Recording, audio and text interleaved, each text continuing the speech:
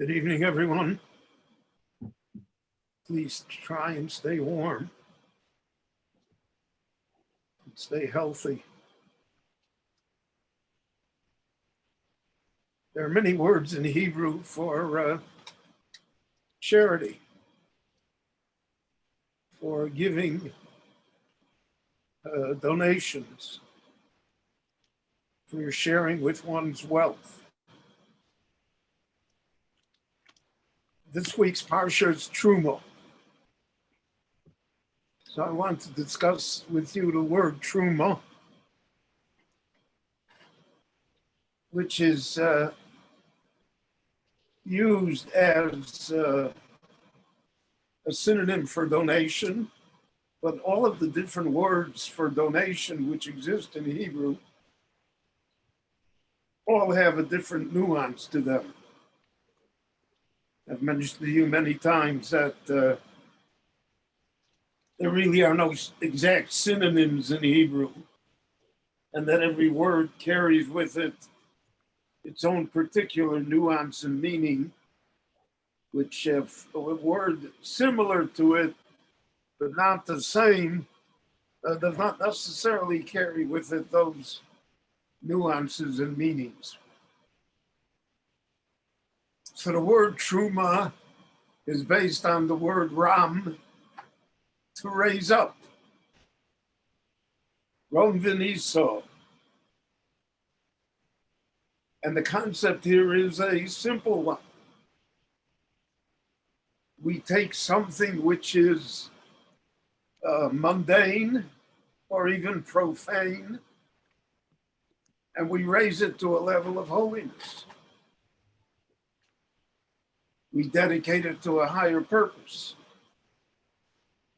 So before I gave my gold to the Mishkan, it was gold. Or it was kesef, it was nechoshes, it was silver, it was bronze, whatever. Once it's given to the Mishkan and it is fashioned into holy vessels, it's no longer just gold or silver or bronze. It acquires a kedusha. It acquires a holiness to it. You have raised it from the level of it being ordinary to a level of it being extraordinary. From being something which is mundane and everyday to a level of holiness, to a level of eternity and sanctity. That's the power of Truma. To invest something which is not holy, and somehow through the actions of people, we are able to invest it with holiness.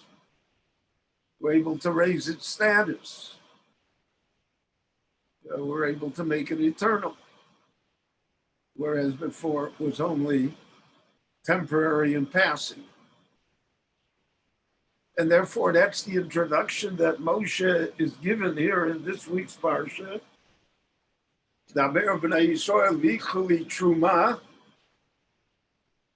So the Torah purposely uses the word truma whenever they're going to give you material things. But the material things will be transformed into holy things. And out of their truma will come the Klei HaKodesh, the holy utensils, the tabernacle. All of the great holiness that the Mishkan represented. So that's a transformation of the material itself into something holy.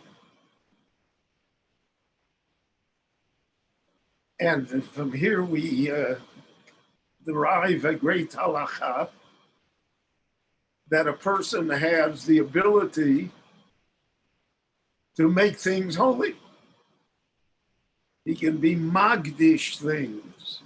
Now, the word Kodesh, which we always use for holiness, like Shekel HaKodesh, Shabbos Kodesh, the word Kodesh really means dedicated, committed to a specific purpose, separated from its original origin, and now it's dedicated to be holy.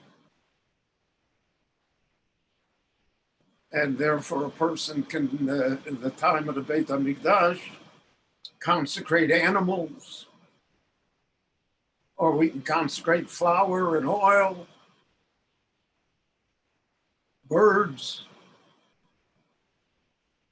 things which have no innate holiness within them, and which ordinarily are always used for temporal things. And we transform it and give it holiness.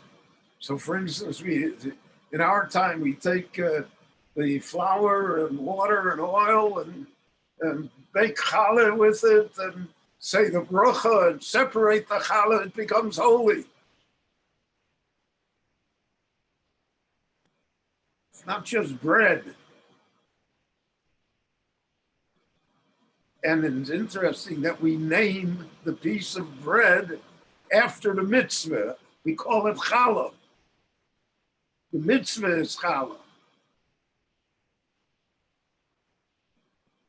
But we do so in order to indicate that this is not just a piece of bread, but we have elevated it from its previous status into a status of holiness. We've given it a kedusha. We've given it a purpose. And that's the greatness of Torah and mitzvahs, is that it is able to give us this power to transform things and to transform ourselves as well.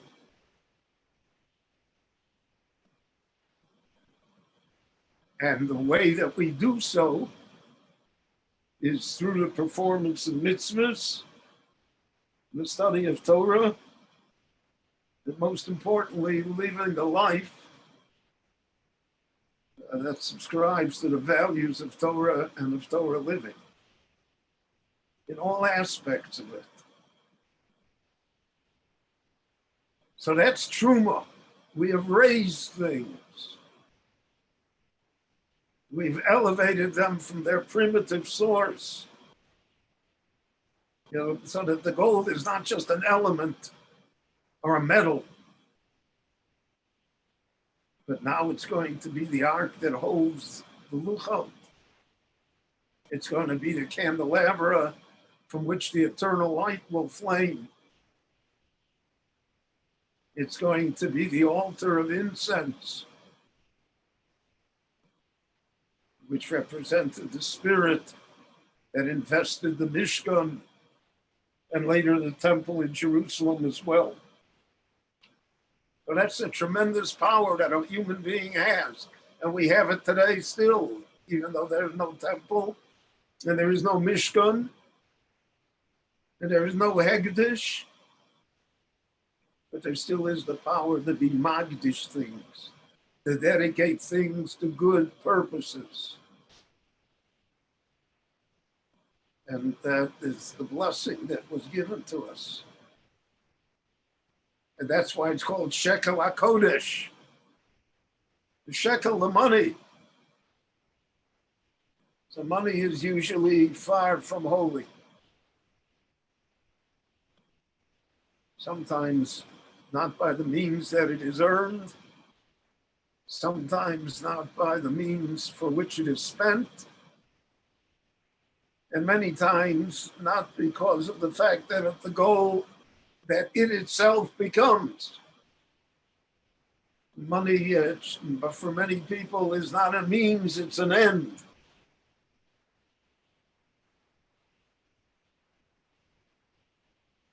People have money that the Lord should bless them. They should live for 120 years. and be able to spend as much money as they want every day of the remainder of their lives. They couldn't spend all their money, and nevertheless, you'll come to them with a good investment, with an idea as to how to make more money, and not count me in. Because then money is converted from a means, a commodity to do something with, to an end in itself. And therefore the Torah emphasizes shekel HaKodesh. Just like you have the ability to give truma and to raise all of that metal and goods and material and textiles or whatever else the Mishkan is involved with, to raise it to holiness and eternity, you have the ability to do it with wealth also. You have the ability to make a shekel HaKodesh, to make a holy shekel.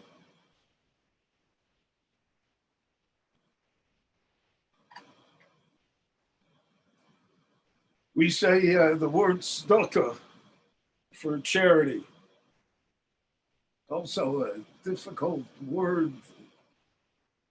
Why does tzedakah means charity? Tzedakah means righteousness, fairness, mishpat tzedek, tzidchoscha tzedek. Where does it come to mean charity? Charity means I'm under no obligation to give, but out of the goodness of my heart, I'm willing to part with some of my material goods for the benefit of others, or for the benefit of the community, or whatever, however we look at it. And we call that tzedakah. Why is it tzedakah? It's not tzedek, it's not righteousness. If you call it nedava, I'm giving. Kol ish asher yidvenu libo. His heart wants him to give, so he gives. But there's no sense of justice or fairness here. But the Torah here is teaching us another vital lesson.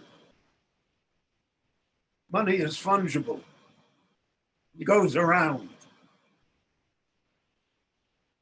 People who have it only temporarily.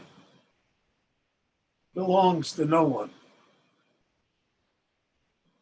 And therefore there should be a fair distribution of it. If the rich have a great deal of it, the poor also should have a share in it. Fairness, righteousness, equality should dictate. So it's not a question only of my donative instinct or my goodness of heart. It's a sense of fairness, of equality. I have, so you're also entitled to have. That's why the Torah phrases charity in the framework of tzedek, of righteousness, of equality. So these are concepts we should bear in mind. That through truma we raise ourselves, not only the items that we give,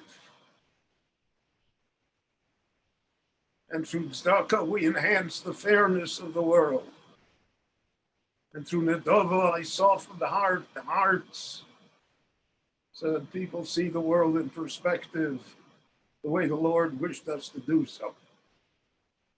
And all of that is represented in the Mishkan and in the description of the Mishkan, which exists in today's Parsha. So have a very good night, everyone. Stay warm, stay healthy, and we'll hear good news one from another. Toda Rabah.